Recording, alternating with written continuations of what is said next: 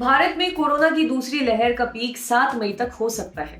ये मानना है सरकार के mathematical modelling expert professor M Vidyasagar का।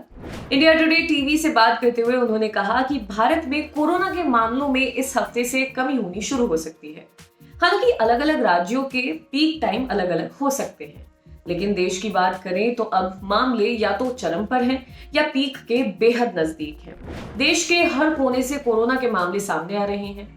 कहीं दवाओं की कमी है तो कहीं एम्बुलेंस की, कहीं ऑक्सीजन की कमी है तो कहीं अस्पतालों में बेड नहीं मिल रहे हैं। ऐसे में दुनिया के कई देश भारत की मदद के लिए आगे आ रहे हैं। भारत के डॉक्टर और तमाम हेल्थ वर्कर भी जान हथेली पर रखकर दिन रात काम में जुटे हुए हैं।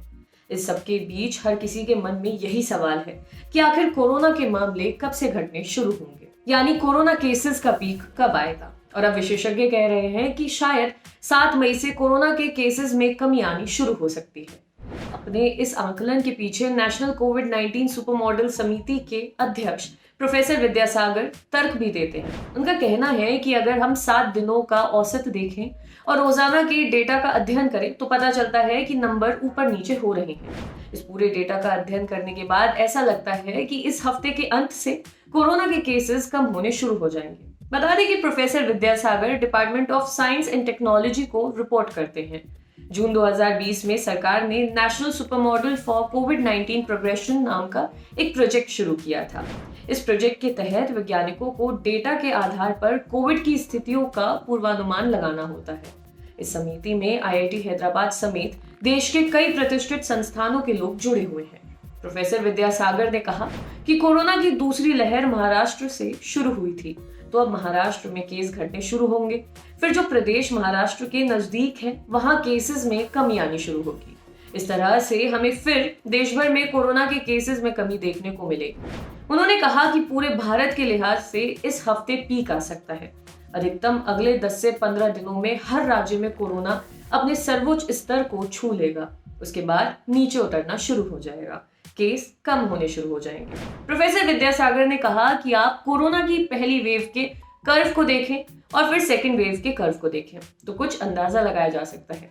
पहली वेव ने पीक पर पहुंचने में करीब 3.5 महीने का वक्त लिया था और फिर इसी रफ्तार से मामले कम भी हुए थे, यानी फर्स्ट वेव ने उतरने में भी करीब 3.5 महीने का वक्त लिया था। दूसरी वेव की बात करें तो 1 अप्रैल को हमारे यहाँ 75,000 केस थे और 1 महीने के बाद ये तादाद बहुत बढ़ गई। उन्होंने कहा, हम उम्मीद कर रहे हैं कि कोरोना के केस तेजी से कम होंगे। मई के अंत तक रोजाना के करीब 1.2 लाख नए केस रह जाएंगे, लेकिन ये स्थिति 0 नहीं होने वाली है। ये फिलहाल ऐसा नहीं होने जा रहा। प्रोफेसर विद्यासागर की बात से हालांकि कुछ एक्सपर्ट्स सहमत नहीं हैं। अशोका यूनिवर्सिटी के बायोलॉजी के प्रोफेसर गौतम मेनन मानते हैं कि कोरोना का पीक मई के दूसरे हफ्ते में होगा या फिर महीने के अंत तक होगा। उनके अलावा अमेरिका की brown university school of public health के डीन डॉक्टर आशीष झा का मानना है कि जितनी तेजी से भारत में कोरोना केस बढ़े हैं उतनी तेजी से कम नहीं होंगे। वे कहते हैं कि ये बात पॉलिसी पर निर्भर करती है। अगर सरकार प्रशासन प्रभावी फैसले ले और उन पर अच्छे से अमल करें तो केसेस की संख्या में तेजी से कमी दिख सकती है।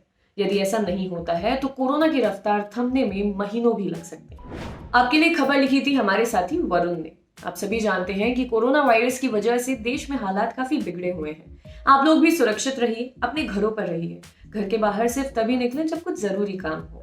जब भी आप अपने घर से बाहर निकलें तो मास्क जरूर लगाएं, सोशल डिस्टेंसिंग का पालन करें, सैनिटाइजर का इस्तेमाल करें। जब भी वैक्सीनेशन का समय आए तो आप वैक्सीन भी जरूर लगवाइए। और हाँ, अगर आप कोरोना वायरस से रिकवर कर गए हैं और प्लाज्मा डोनेट करने के लिए एलिजिबल हैं तो प्लीज प्लाज्मा भी डोनेट कीजिए।